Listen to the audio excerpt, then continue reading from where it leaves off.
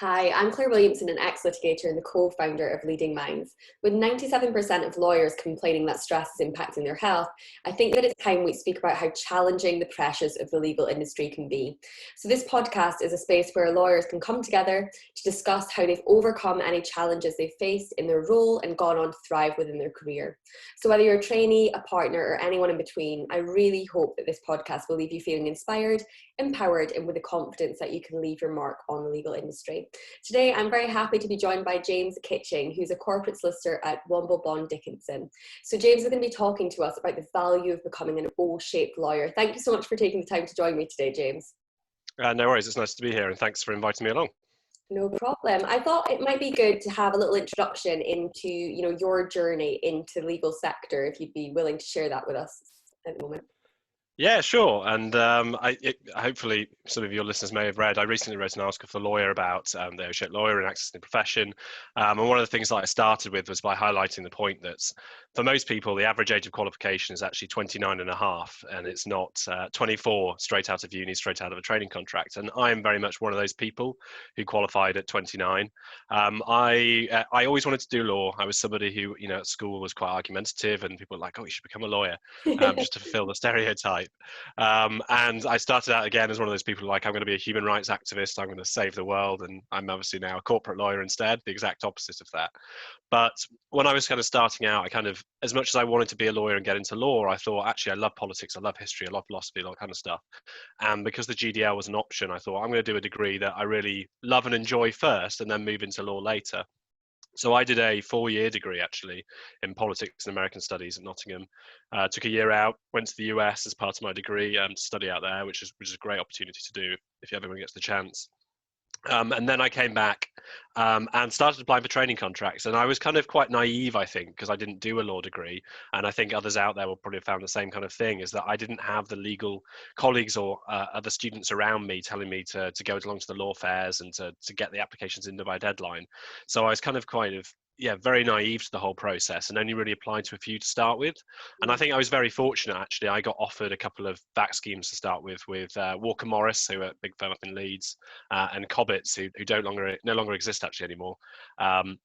But I was, again, going back to the naivety, rejected both of those VAC schemes to go and work in America at Camp America instead, which probably wasn't the best thing to do. But I kind of thought, oh, these are easy to come by. This is quite a simple process, and something I probably regretted later on. But I then sort of came back and having done sort of the Camp America thing, and then I took another year, a gap year off after I finished my degree, because I decided to ride a motorbike across the US, as you do. It's just something I'd always wanted to do, and I was kind of not really in a rush, sort of recognizing that we'll be working till we're 80 anyway, so I didn't really need to be too quick in getting things done.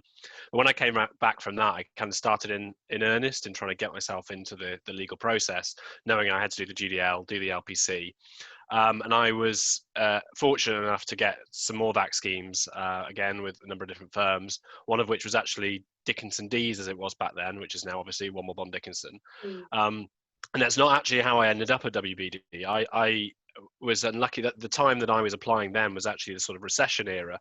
And I got a phone call after having done the VAC scheme and done all the interviews, etc., to say, unfortunately, we were going to take on 20 trainees, but we're actually only taking on 8, and you were in the 12 and not the 8. And so I thought I'd have this sort of golden training contract to see me through my GDL and LPC, but because of the recession, it was the case across the board that many of them got taken away.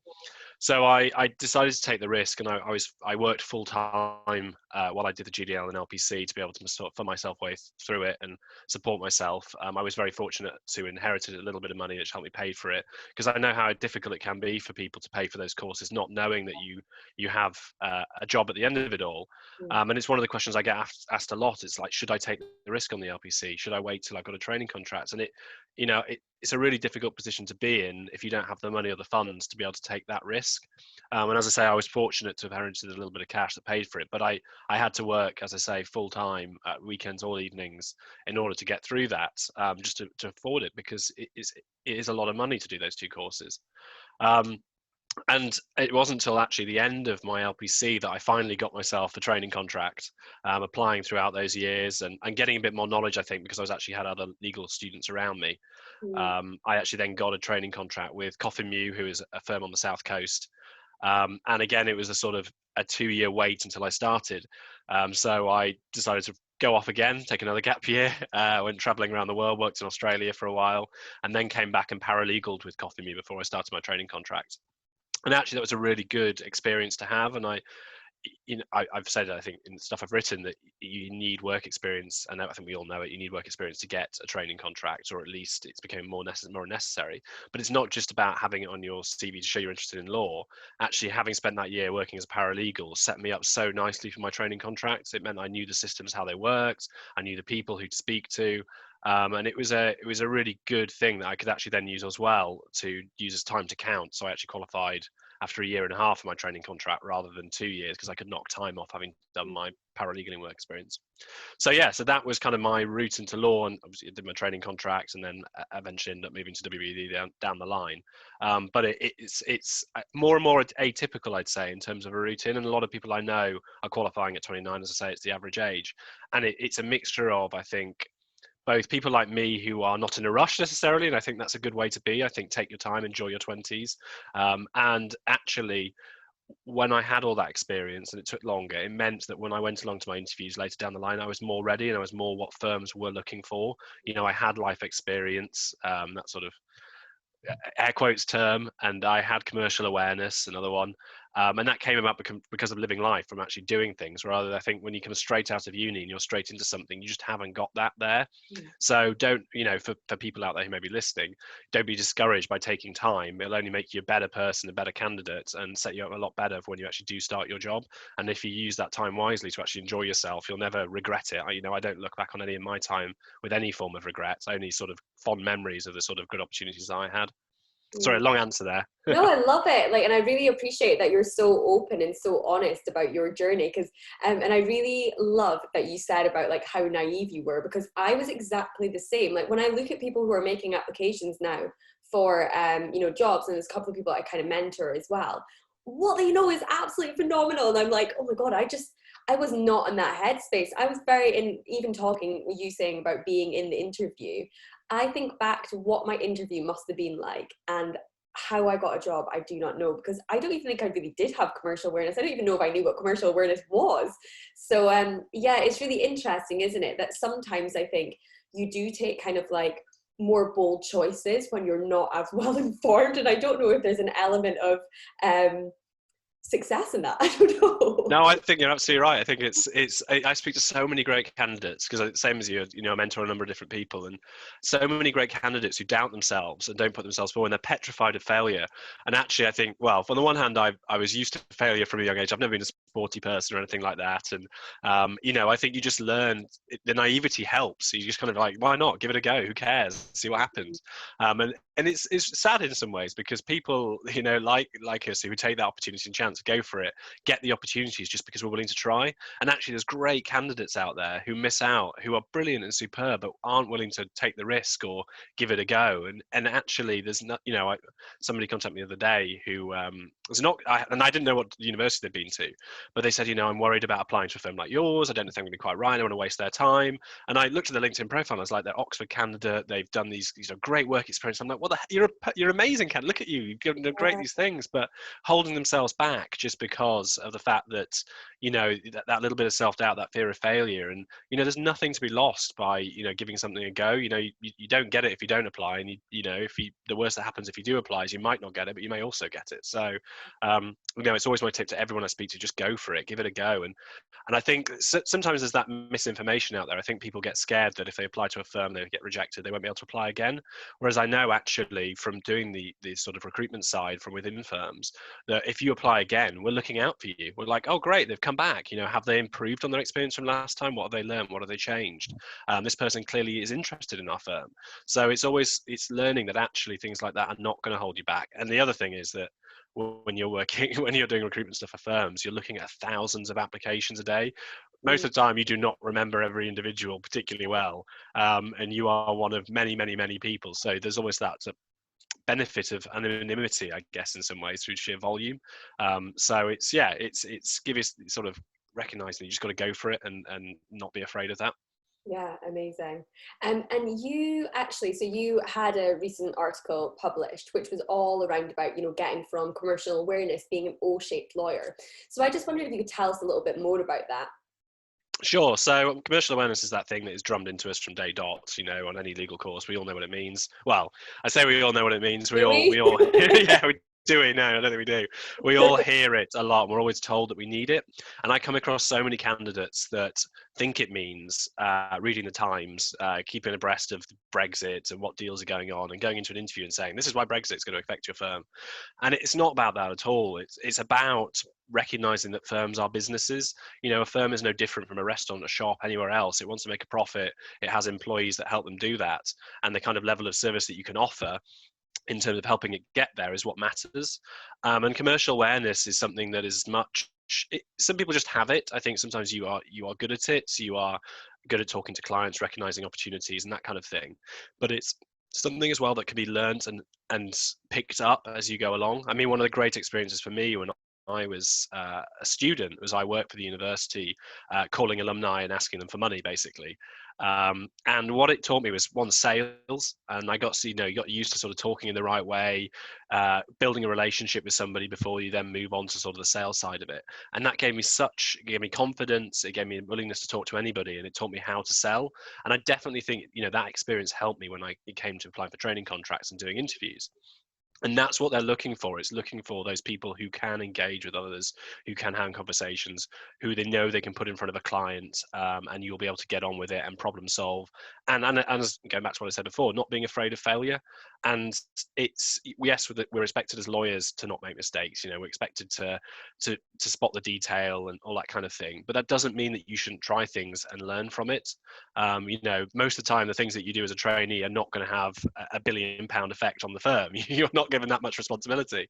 And being able to figure out how to create a useful formula in a spreadsheet that speeds up the time of you doing something or assessing or reviewing a document can be so helpful. And so those are the kind of skills that you're looking for when we talk about commercial awareness.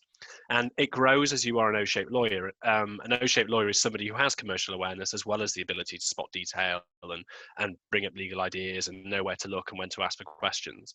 And the O-shaped lawyer comes out more from clients themselves driving it. So it's an initiative that was actually created by an in-house counsel, and they were saying, look, we love you as firms, talking to the firms that they have on their panel. They're saying, we love you, you obviously, we come to you because you do great work, you're well recognized, but your employees, your solicitors, sometimes we just want them to be a bit more rounded. They come to us with an answer, we ask them a question, but we want a bit more, have a conversation with us, help us identify problems because we can't always spot them. And so that's where it sort of filters down. It's the client saying to the firms, we need commercial awareness. The firms are then saying to their new employees, their hires, we need commercial awareness. And it's tracking that sort of path all the way through.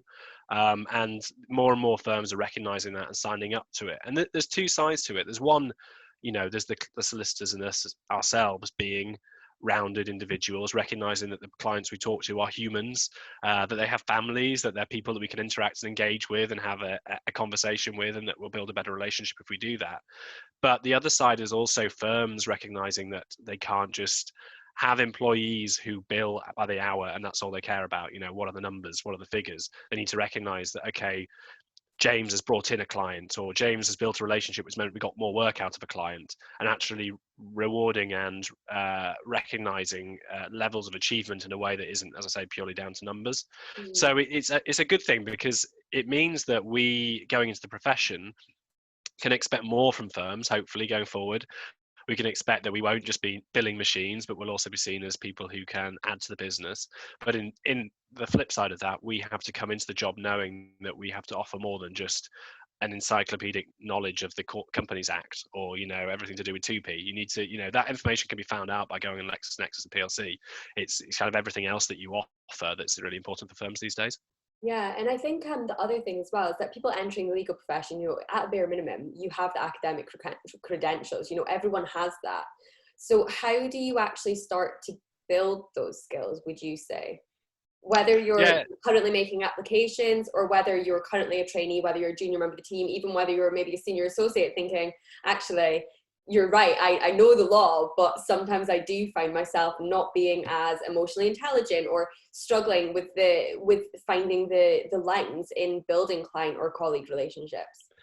Yeah, and you're absolutely right. You know, the first thing I say to people when they fill out their application forms is the degree is taken as a given. We just ignore that. You've got a degree, great, wonderful. It's everything else. And yeah, you can start at any stage of life, and the earlier the better. You know, if you're 16 years old, I mean, I got my first job when I was 16, and that helped build, you know, confidence for me in terms of relationships with people, you know, working with others, teamwork, all that kind of stuff. And even going earlier back, I did drama from the age of 8 to sort of 18, and again, that I got commercial awareness from that because I had to work with people, I had to be on stage, I had to be in front of people, talk to people. So it's life experience. That's what gives you the skills that you need, and all it is a continuation that you keep building on. When I went to uni, I got involved with the student union. I got involved with charity stuff, and all of those things meant that when I went to an interview or when I filled an application form, I had so many stories to draw upon and experiences that I could use, and that's what it's about. And it's not, you know, it used to be, and I think people, I still see it, you know, you put Duke of Edinburgh down, and great, okay, yes, that is something, but we all know that, you know, everyone puts Duke of Edinburgh down, so let's find something else. And some of the I didn't best. do Duke of Edinburgh, I've got to Did confess. you not? Good, No. Brett, good idea. I mean, so I'd still be lost now. I think I did the bronze and that was it. And it was, I mean, the thing is, when I filled it all out, I think it was stuff I was doing anyway. So it wasn't particularly anything above and beyond anything I was doing. And that's the point, you know, one of the best examples I saw recently from somebody that I'm mentoring is they talked about their experience of doing ballet. And they'd only taken it up recently. It's something that they really liked the idea of, and they sort of did later in life. And they, in their applications, they explained about the flexibility they needed to pick up and doing it later and how it was different skill. And I was like, this is brilliant because no one else is writing about doing ballet. No one else is talking about that personal experience of what you got from it. And it's about, you know, we all have hobbies and interests. And I don't mean I like reading books, I like watching films. I mean, anything that's personal to you. I had a guy who talked about his love of poker, and you know, he talked about the fact that he set up a poker society and they did an international tour and they did all this, that and the other. I'm like, that's great, that's something personal to you that at an interview you can have an engaging conversation about. And it doesn't matter that the people you might interview with might not share your love of cricket or poker or whatever. It's about showing that you have that passion, that understanding. It's something that when they are talking to you, and when, you know, when I talk to interview candidates, I can think, if they can apply that passion and love they have for that to that, then I'm sure they can apply it to the work as well. And if they can apply that kind of dedication there, then they can do it in the job as well. So it's, yeah, finding those things. Don't be afraid to get involved with hobbies. Don't be afraid to balance. And I know a law degree can be tough, and you know, doing the GDL against a job, it took up a lot of my time. It's a challenge, but do make time for the other things in your life. You know, don't let exams become the be all and the end all, because you know, a 2-1 is honestly all you really need, and it's much more important you get all that extra stuff in your life going, as much for mental health as anything, than out focusing on getting a first, because that first will not stand you in as good stead as going and doing ballet or, you know, playing poker or whatever it is that you find interesting. And there are always opportunities out there, you know, especially when you're at university. There's so many societies, so many things that you can get involved with. And then as you progress to junior level, being a trainee, there's the junior lawyers division, which I sit on, and they're across the country. You know, you've got the Hampshire the law societies. There's lots of professional bodies you can get involved with, but also, you know, keeping up passions like, you know, five-a-side football or netball or whatever it is. There is always those things out there. So make sure you give them the time they deserve for mental health, for your own personal interest, but because it will benefit you in your job, and in your applications going forward. Yeah, and I think the reality is that a lot of these things people are already doing, but they maybe don't value them in that capacity. So that's definitely something that I see, is that people are actually a little bit scared of taking anything personal to the table. And I think that, I hope since the start of lockdown, this has maybe changed, because we've all had an insight into each other's homes, into each other's lives in a way that we never envisaged we would. And I hope that that does make, you know, people realize that the boundaries of some of these relationships have been, you know, changed slightly and broken down slightly. And actually, you know, when I'm speaking to you, what would I rather speak about? Kind of technical areas of law, or your hobbies, your passions? Definitely that. And that clients, partners, you know, senior associates aren't really any different. So I think almost a lot of people already have these things. It's just valuing them and realizing what they can actually bring to the table. Yeah, absolutely. No, absolutely right. So as you say, it's that adding value to it and recognizing that others do value it. And maybe not in the same way that you value it. As I say, they may not love cricket, but they value that you have an interest outside of work. They value the skills you've learned from it. And it's going back to what we talked about before, not being scared of failure. Don't be scared of expressing a bit of your personality and expressing a bit of the things that make you who you are, because there is value in that. And that's what's important. And it's about being honest, because at the end of the day, if you're going to go into law, and I've seen people who dropped out of law quite early on, and they've tended to be people on the whole who have come straight out of uni, gone straight into the job and have done nothing else. And it's because they're just sort of ticking boxes rather than helping to sculpt themselves a career that they're going to have for the rest of their lives, something that does fit with their personal life, something that does allow them to continue to be interested and involved with the stuff that matters to them. So if you're not honest from the start about who you are and those things that make you happy, then it will only have a negative impact when you start your job and you keep going with it. So it's about, as you say, valuing those things and recognizing that there is value and being honest and hopeful about it. And from personal experience as well, it's very, very difficult to pretend someone you're not all day. Not that I pretended I was someone I wasn't, but I was very, I was a trainee at Slaughter May, and an incredible place to kind of train and qualify. But I didn't really come from the same background as I wouldn't say a lot. There was a very diverse kind of intake and a very diverse background, but I wasn't, I was publicly schooled. I wasn't privately educated. My dad's a mechanic. My mum worked in accounts. Like I didn't really come from the same background. I didn't have the awareness that a lot of people did. And that's fine. But what I then did was I thought that I should be like them. So kind of on a daily basis, I'd be doubting myself, putting myself down, thinking, oh, I'm not good enough to be here. Like someone's going to know. Whereas actually what I could bring to the table was something very different, and whatever background you come from, whether you have been privately educated or not, it doesn't matter. You're going to bring something different, but being comfortable with what you can bring, I would say, is my number one tip for finding fulfillment in your role, because it's very, very difficult if you are constantly looking at what you're not instead of looking at what you are. Yeah, absolutely. And it's difficult for me to say that because I am the typical presentation of privilege. I'm a white male, straight, and I went to private school, so it's hard for me to say that. But you're 100% right. Be yourself. I I don't want more reflections of me around me. I want different, diverse, interesting people.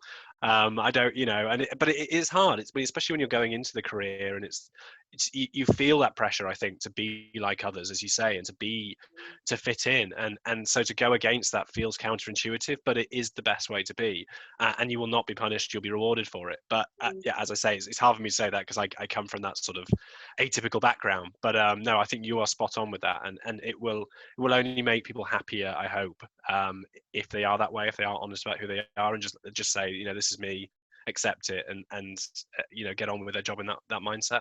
Yeah, and I think it's easy for us sitting here to say, oh, be yourself, and everyone's like, oh, but I can't be myself because I need to fly under the radar and I need to get everything right. And I think that's a real reflection of people who are kind of typically entering the legal profession are very high achievers, very driven and very ambitious. They wouldn't, you would not put yourself through this if you weren't, would you? Plus, sorry, I knocked a light over behind my desk.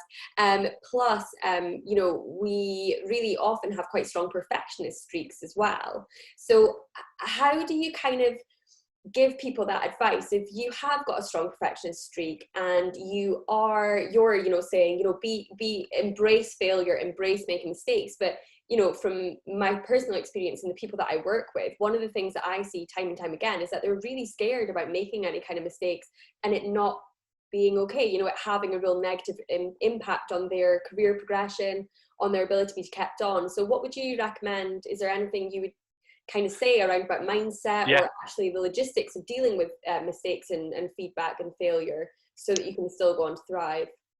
Yeah, absolutely. And you're spot on again. I mean, it is that fear, and I see it. So it's endemic in our profession because of what our profession is.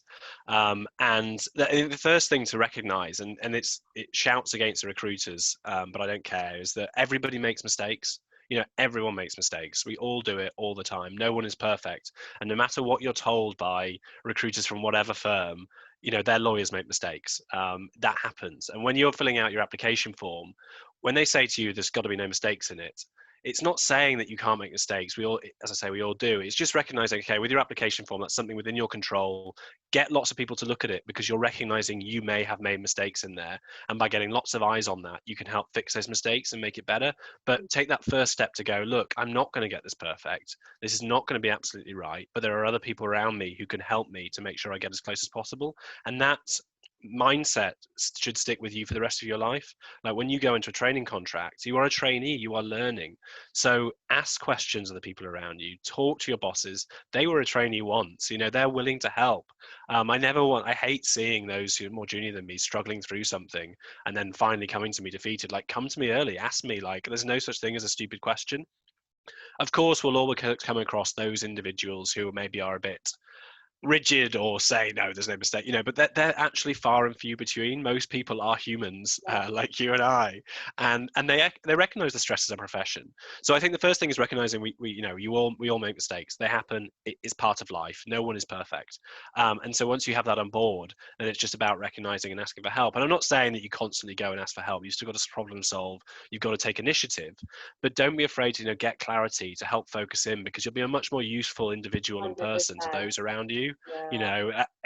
If somebody comes to me with the wrong answer and all they could have done was ask a simple question at the start, they would have, and I did that. I made loads of mistakes when I was starting out, when I was training, but I had really great sort of training partners when I was qualifying, who always answered my questions. They were always there to me.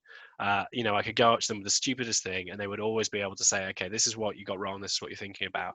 And what was quite nice as well, and it's something that I've always liked, was one of the partners that I trained with would get me to check her work. She'd always say, right, I've done this SPA, I want you to look over me and tell me absolutely every mistake I made. I don't care if it's a minute typo. She was never too good. She always thought, I make mistakes. I'm not perfect, and I learned as much from that as I did from making my own mistakes. So tie back to that again. We all make mistakes. Everyone at every level. So make sure that you ask for help and talk to people. And then the other side of it is deliberately make mistakes in some ways. So I'm not saying in your legal work go and cock up, but try new things. Through a lot of risk-averse people. Yeah, I know exactly. There's a lot of risk-averse people in the legal profession. Having a heart attack now. Just listening to that. No, what I'm saying is not in your job itself, but in go for things where you might fail. Try that new recipe, or go out and try a new hobby, or do something that you may well fail at, to realize that actually failing is not the end of the world. The world will not come crumbling down around you. And again, I say that's where I think I'm lucky that I did fail at things in life, and my academics were always good, but I did have I slip up now and again, but I learned that. And my brother's quite successful business. He's done quite well, and he cocked up his exams massively when he was young, but then he learned more and more. I saw his life went on. He took more and more risks, because he realized that the world didn't end. He could get a loan from a bank and invest in a business and start out from scratch, because what was the worst that happened? He ended up moving back in with my parents, and he had to sort of become a barman again. And I learned a lot from him, because the more failures you make, the more you realize that everything will be okay, and that it can be fixed. And I think it's one of the things that needs to come through to junior lawyers really importantly, because we see a lot of the solicitors, the SDT, the Solicitors Disciplinary Tribunal decisions recently, punishing junior lawyers. And there's two sides to it. One, there's mental health, and there needs to be more recognition of mental health and the mistakes we made. But the other side of it is a lot of these mistakes it's not the mistake that was made, it was the covering it up. And it's we all make mistakes. Just own up to it. Talk to somebody. I've made mistakes, but they've been fixed. I've spoken to a partner, sent something to a client, and it's gone, oh, actually, it wasn't ready, or it wasn't quite right. And then we've gone back to the client and said, oh, got that slightly wrong. And they've gone, fine, get it, they understand. But it's about owning up to it. And it's about being honest. The worst thing to do is to pretend that no mistakes were ever made, and to try and hide those, because that will only get you in a sort of worse position. So, if you can, make mistakes in a safe environment where actually it's not the end of the world, and then bit by bit build on that and learn from it. And then you'll get into a position where you can still be a risk-averse lawyer who checks everything twice and makes sure everything's done well, but you also in the back of your mind go, well, actually I'll still get my apprentice or my trainee to look over this, because it's both useful for them to learn and useful for you to recognize that there's always improvements to be made, and it can always be better. But never be afraid of failure, never be scared. There's nothing that can't be fixed or improved. It can always be dealt with, and that will make you so much more confident, happy, and I definitely think will help with your mental health in the long run. because it just means that, you know, you're not stressing quite as much about what could or couldn't happen if you didn't do something the right way. Definitely. And I think as well that making kind of mistakes are actually quite like bonding when you Yeah. show any sense of like vulnerability as a human, whether that's with clients, whether that's with, you know, there's definitely been times in relationships that I've got with clients that actually did probably get stronger when I like sent them something and realized that I hadn't attached it and been like, oh, sorry, first thing on a Monday or last thing on Friday or whatever like that. And then that's when you actually break down those boundaries of the like, dear sirs, really formal, I hope you're well, email. And it becomes a little bit more like, I've seen the dynamics of the relationship change because of that. So I do think that actually sometimes those little things actually make us a bit more accessible to other people, because you know, even as a junior member of the team, I think sometimes if you've got such like a poker face on, you can seem quite you know, it's quite difficult to people to feel like you're quite personable, whether they're more senior than you or not. So being able to show an element of your personality and your human side and your vulnerability means that people actually go out their way more to make sure that you succeed. Would you agree with that, that you Yeah, kind of like they absolutely. actually take it upon themselves that like, actually this person is so lovely and trying so hard, I want to help them, versus if you're just like I'm fine, I get everything right, I never Yeah. have to, you know, they kind of think, oh, they're fine, don't worry about them. Yeah, absolutely. You know, you're not the finished article when you come into a law firm. You are clay to be molded, and what they want to see is that you are somebody who can learn, adapt, and pick things up. They're not expecting you to have everything right. You know, it's one of the things that the way that I've become a better lawyer is not by reading lots of articles. It's not by doing lots and lots of different you know, studying this and knowing the Companies Act inside out. The way I become a better lawyer is by just experience, and experience takes time. You can't get experience unless you actually do the job. So you will only get better as the years go on. And it's, you know, you talk about the attachments thing, or, you know, having the wrong email address or something like that. Inevitably you will end up doing something like that at some point, but once you do it once, you will never do it again, because you will have that experience, you know, in your mind. And that is how you learn. You know, it's by, you try a mechanism in a share purchase agreement and it doesn't quite work, you try something again, but you learn bit by bit by bit. But you can't get to that point without the experience. So when you come into a law firm, as you say, just, you know, make yourself warm, bubbly, available, personable. Don't try and put up that cold front that you know it all, you know everything, because you don't. You absolutely do not know it, because you've not had the experience of knowing it, and no one's expecting you to.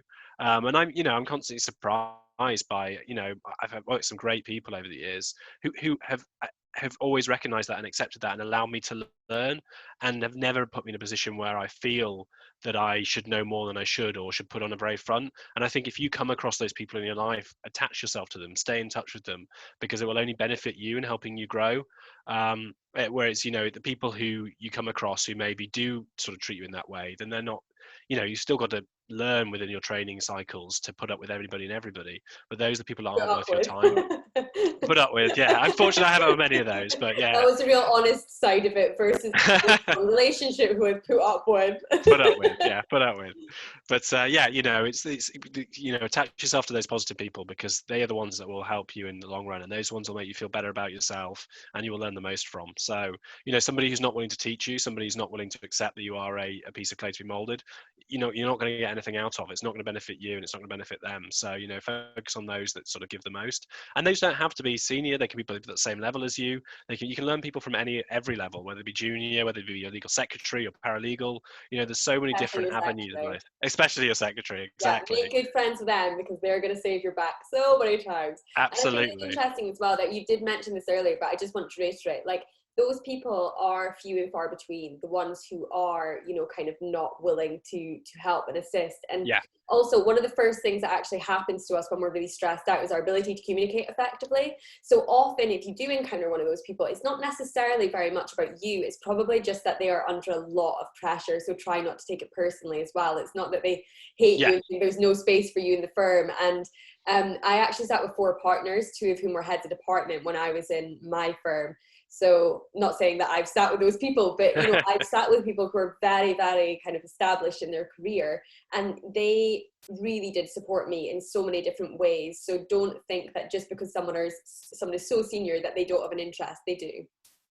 Yeah, absolutely right. And it's about build, you know, as you say, it's sometimes I think we take things so personally. We think everything's about us, and it so rarely is. You know, those people have families, they have friends, they have so many things going on in their life, that impacts the way they are at work. And yeah, you're quite right. Actually, catch them on a different day or talk about them in something in a different way, and you will build that relationship with them. So never take it personally. It's just, and as you say, that minute percentage that aren't like that are that sort of cold-faced all the time. But it is a very small percentage. The rest of them is just their own personal, they've got that they are who they are, and they've got their own things going on. And it really is very rarely down to who you are that is having any impact on that. Yeah, actually, this just made something pop into my head, that there was someone in my department who was a partner who was, I always thought was very cold-faced and like didn't ever like work with them directly, nearly. Didn't work with them directly. And then on my last day, we got taken up to the partner's room, the dining room, for lunch. And I ended up next to said person, and they were so lovely to me. They were absolutely fascinated with what I was going to do next. Even though it was very, like, at that point, I was like, I might leave and open a juice bar, or like I had like all these wild ideas of what I was going to do, and I was really into nutrition, and I just wasn't quite sure what I was going to do, but I knew I wanted to kind of work with people and support them. And they were so fascinated with what I was going to do, and it was just like, oh my god, all that time I thought they just thought I was so useless. They just didn't. When it was just, they just had their work face on. They were doing that when you took them out of that context. So whether you end up, doing a Zoom quiz with someone, or whether when we ever do get to see people again, you end up sitting next to them at the Christmas party in 4 years' time, whenever that might be, I think you will realize that actually it's not really about you. It's just about them, where they're at, what they're doing. Exactly. And I think, if this, yeah. And I think there's people that you've come across that you think, oh, actually, I'd be worth talking to them, or I'd love to speak to them, or reach out to people. They may not respond immediately because, again, they might be busy, there might be stuff going on. But I speak to so many people, and I've been fortunate that a lot of my mentees, people I mentor, reached out to me directly because of the sort of things I put on LinkedIn. And those are the people that will succeed. Those that have taken the time, taken the effort to actually reach out to somebody and ask for help and to seek support. And you're never too old or too varied, in your life to do that. When I did the O-shaped lawyer course, we had a number of GCs on it, who, as part of the course, you kind of hear from the O-shaped, you're with other solicitors and you're sort of taught stuff, but then also there's GCs who sort of feed into it as well. And I reached out to one of the GCs who had nothing to do with my firm. I'd never met her before, but I just really liked her. She seemed great. She had so much to say on the stuff we did. And I reached out to her and said, can you almost mentor me? Can I keep in touch with you? Can I hear more about how you've got where you are? And now we sort of keep in touch quite regularly because of that. And you're never too old, you're never too far in life to have somebody, to reach out to people and to ask them about their experiences. And people, as you've spoken a lot already, people love talking about themselves. And so actually, if they've got a chance to actually tell them about how they got where they are, and they're interested in hearing about what you've done, then they will, they'll speak to you. So, whether it's in your own firm, whether it's somebody at another firm or wherever, do reach out. And things like LinkedIn are great for that. It gives a real opportunity to connect to people, but you can learn so much by just sort of building that bridge and taking that chance. And you never know where it might lead you. Yeah, sorry to interrupt there, but I was going to say, it's usually flattering as well for them. You might think they're too busy, they've got no interest, Actually, I don't know about you, but when people reach out to me, I will always take the time to have a conversation with them, because I'm like, 100%. Oh my god, they actually thought. And then for me afterwards, like, it's always like a bit of a confidence boost or an ego boost, that they're like, oh my god, you're doing such amazing things, and you're like, oh, thank you. They don't know about what an absolute disaster your morning's been or whatever else has happened. So I think actually, it's really great when people do actually reach out to people. And even if it is someone who's very senior or doing something very niche and you assume they're very busy, they might be, but they'll probably absolutely love the opportunity to share their experience and help guide you on your way. So I really kind of back what you say, do ask. Yeah, absolutely. And when people ask you, do take the time to give it back to them as well. Even no matter where you are, you'll have learned something, or you'll have had an experience in your life which will be helpful to somebody else. So never feel that you can't. Same as you, I always feel flattered, and it always feels really nice. And I'm always like, I'm not really sure what I'm giving you, but there is people gain something from it. So I'm sure there is stuff that I can help people with. So they can take what they can from it, and it's not for you to judge whether it's a value or not. Let them decide. No, absolutely. Yeah, amazing. There's been so many kind of really interesting things that we said today, and I just want to tie up the interview with a couple of things. The first thing I'd love to know is, what does resilience mean to you? So resilience, really good question. It's kind of, for me, I think some people think resilience is just sort of keeping going. It's like, no matter what, I'm going to keep going. It doesn't matter if it's destroying you inside or sort of slowly crumbling you. It's that's the way they see resilience. Whereas for me, it's being able to recognize when things aren't working for you, being able to adapt and change to make things better, and recognizing that we're on this earth for quite a long time. You know, we're going to be working for, you know, I've got probably my life again, plus of work, and there is a lot of time to change things and make things better. And there is always, you know, no matter, again, it's tough for me because I come from a sort of privileged background, but there is always people out there who will help you, and there is always people and opportunities for you to make things better. And don't just keep going at it, in the hope that it will get better. Only you can make it better, and you have to take those active steps. So yeah, so resilience is a recognition of yourself, and a willingness to take that plunge to make things better without being afraid about how others may think of you, or what others may say. All that really matters is about you, and you being able to sort of keep going, and that can only happen if you take those steps. Yeah, that's a really good definition. I like that one. The other thing I'd love to know is what would your number one tip for sustainable success be within the legal industry? Big one, just a little one. Yeah, it's a good one. I mean, because if you go back, 20, 30 years, it's like becoming a partner and becoming managing partner of the firm. And when I was interviewing, they're like, well, you expect to be a partner one day, right? That's the goal. And it's interesting now because that's not how recruiters are sort of trained. It's not the way we talk to people anymore. There's much more of the recognition that success for individuals really does vary. And I think, you know, for me, every day I'm thinking about a different thing. You know, people talk about 5-year plan or whatever, and I'm like, oh, do I want to become a politician, or maybe I should go into journalism, or like maybe I've always wanted to go back into acting, and I never really seem to know what it is I'm going to be doing in 5 years' time. And I think, you know, for me, sustained success is always to be in that position. It's always thinking like, what opportunities are out there? What could I do? Am I happy in what I'm doing? And will I remain happy? And obviously, there's a balance. You know, you can't achieve things if you don't stick with them. You know, if I want to be a partner, I've got to stick with the law. You know, I can't go off and politician come back. Well, maybe I could, but you know, but it's recognizing there's lots of different paths. You know, you could go in house for a bit and then come back out again. You could go work for a business and do something completely different. And it's recognizing the different values and different things, what it brings and gives to you, but also what it brings and gives to your ultimate goal. And so, you know, at the end of the day, you don't know success until until you get to a certain point. And I look at my life so far, and I feel successful not because I'm 5 years behind a lot of other people at my level, because I could have qualified a lot earlier, but because I've ridden a motorbike across the US. You know, I've hitchhiked to Morocco. I spent a year studying abroad. I have done great stuff with the junior lawyers division and mentored people and been involved with things. And it's just about sort of taking those opportunities as they come along and not worrying quite too much about the future. And maybe that's a naive approach.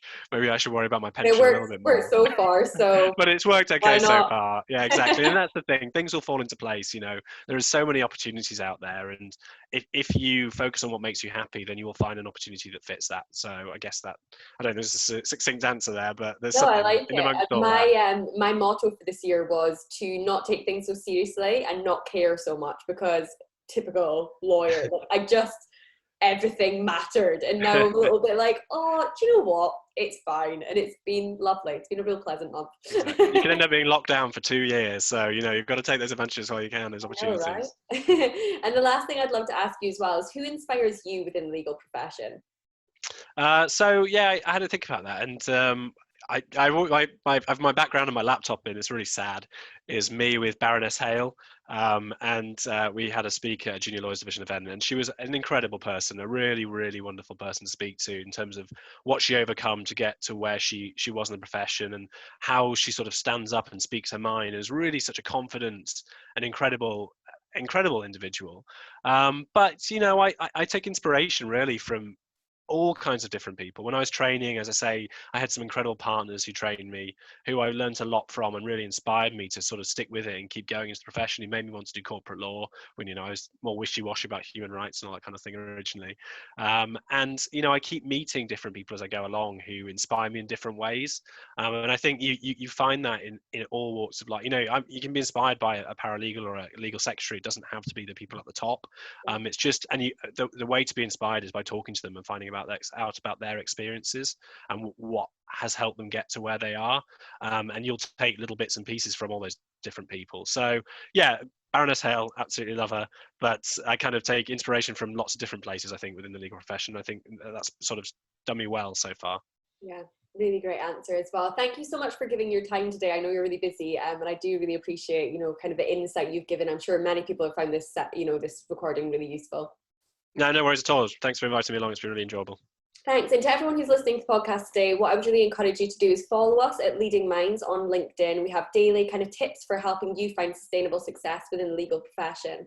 And also subscribe to the podcast. So we send out straight to your inbox bi-weekly episodes of the podcast if you go onto our website, leadingmindsglobal.com/podcast. So thank you so much, James. I look forward to speaking to you soon.